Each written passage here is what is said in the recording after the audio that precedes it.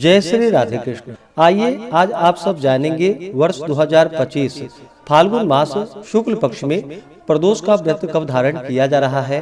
तो जानेंगे व्रत के शुभ मुहूर्त के बारे में। इस दिन प्रदोष काल पूजन का क्या समय होगा, इस दिन क्या करना चाहिए नहीं करनी चाहिए। तो आइए जानते हैं इन सबों के बारे में। प्रत्येक माह के कृष्ण पक्ष और शुक्ल पक्ष की त्रयोदशी तिथि के दिन जब भी प्रदोष काल का समय प्राप्त हो जाता है, उस दिन प्रदोष व्रत को धारण किया जाता है। यह व्रत भगवान शिव जी को अति प्रिय होता है।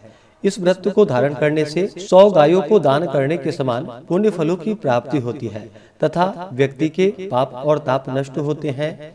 जिस दिन भी प्रदोष का व्रत पड़ता है, उस दिन के नाम से उसे जाना जाता है और उस दिन के प्रदोष व्रत का अपना विशेष महत्व माना गया है। तो आइए जानते हैं प्रदोष व्रत के शुभ मुहूर्त के बारे में। फाल्गुन मास शुक्ल पक्ष की त्रयोदशी तिथि प्रारंभ समय 11 मार्च 2025 दिन मंगलवार सुबह 8:16 और त्रयोदशी तिथि की जो समाप्ति है वह 12 मार्च 2025 दिन बुधवार सुबह 9:13 पे त्रयोदशी तिथि की समाप्ति है। तो प्रदोष व्यापिनी के अनुसार सभी भक्तजन 11 मार्च 2025 दिन मंगलवार को प्रदोष का व्रत धारण करेंगे। जब भी मंगलवार के दिन प्रदोष का व्रत पड़ता है तो इसे भौम प्रदोष अथवा मंगल प्रदोष व्रत के नाम से जाना जाता है। इस दिन व्रत को धारण करने से रोगों से मुक्ति और स्वास्थ्य लाभ की प्राप्ति होती है। तो इस बार मंगलवार के दिन प्रदोष का व्रत है। 11 मार्च 2025 को ब्रह्म मुहूर्त का समय सुबह 4:58 से सुबह 5:47 तक होगा। सूर्योदय का समय सुबह 6:11, सूर्यास्त शाम 6:05। प्रदोष काल पूजन का समय 11 मार्च को शाम 5:05 से शाम 7:05 तक होगा। इस दौरान भगवान शिव जी का और साथ में शिव परिवार का पूरे विधि विधान के साथ पूजन करें तो बड़ा ही पुण्यफलदायी होगा। 11 मार्च को राहु काल का समय दोपहर 3:06 से शाम 4:35 तक होगा। राहु काल समय के दौरान कोई भी शुभ कार्य या नया कार्य नहीं करना चाहिए, इस बात का ध्यान रखें। नक्षत्र अश्लेषा होगा रात्रि 2:15 तक, उसके बाद मघा नक्षत्र होगा। योग अतिगंड होगा दोपहर 1:18 तक, उसके बाद सुकर्मा योग होगा।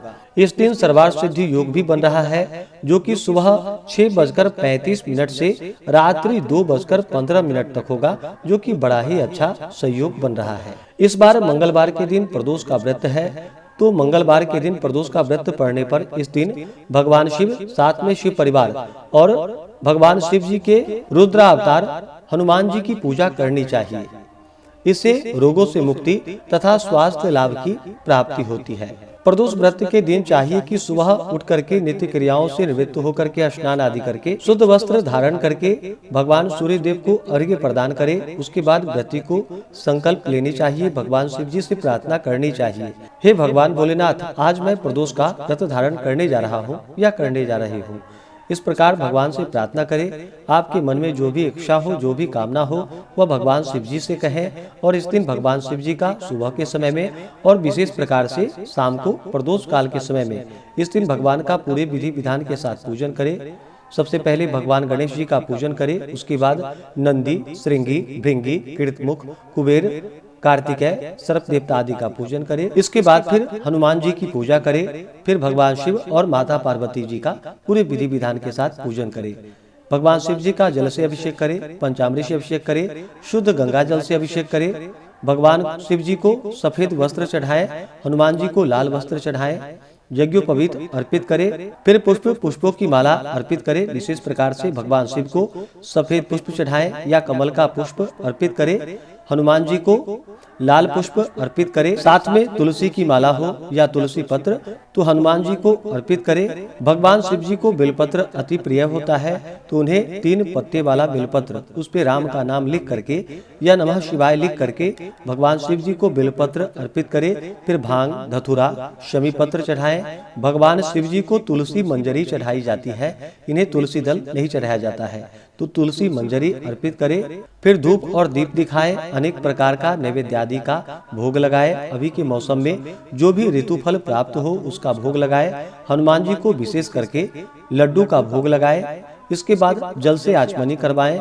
मुख शुद्धि के लिए पान पत्र, सुपारी, लौंग, इलायची के साथ में अर्पित करें। द्रव्य दक्षिणा चढ़ाएं। इसके बाद प्रदोष व्रत का कथा श्रवण करें। भगवान शिव जी के स्तोत्र, चालीसा आदि का पाठ या श्रवण करें और फिर आरती करें। इससे भगवान शिव जी अति प्रसन्न होते हैं और अपना कृपा प्रदान करते हैं। जो भी प्रदोष का व्रत धारण करते हैं उन्हें दिन रात्रि उपवास रहते हुए व्रत को धारण करना चाहिए। उपवास ना रह पाए तो एक समय फलाहार ग्रहण करके व्रत को धारण करें। और इस व्रत का पारण जो कि अगले दिन जाकर के सूर्योदय होने के बाद व्रत का पारण किया जाता है। प्रदोष का व्रत 11 या 26 त्रयोदशी का व्रत धारण करना चाहिए। इसके बाद व्रत का उद्यापन करना चाहिए।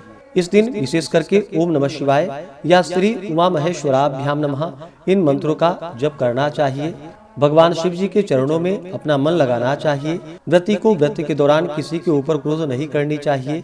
अपने मन में किसी के प्रति ईर्षा या द्वेष का भाव नहीं लाना चाहिए। पूर्ण भक्ति भाव के साथ भगवान की पूजा अर्चना करनी चाहिए। इससे भगवान शिव जी अपने भक्तों के सभी प्रकार के दुख और कष्टों को दूर कर देते हैं तथा सुख और समृद्धि का आशीर्वाद प्रदान करते हैं। तो आशा करता हूँ कि यह जानकारी आपको अच्छा लगा हो।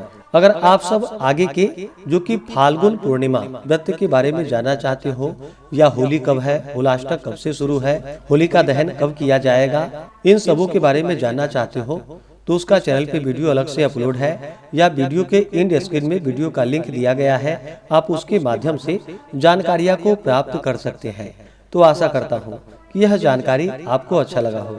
इसी प्रकार से ज्ञानवर्धक जानकारियाँ प्राप्त करते रहने के लिए, व्रत पूजा के बारे में जानने के लिए, कथा को सुनने के लिए चैनल पे अगर आप पहली बार आए हैं तो चैनल को लाल बटन दबा करके सब्सक्राइब करें। साथ में बेल आइकन घंटी को दबाएं ताकि आने वाली वीडियो का नोटिफिकेशन आपको समय से मिलता रहे।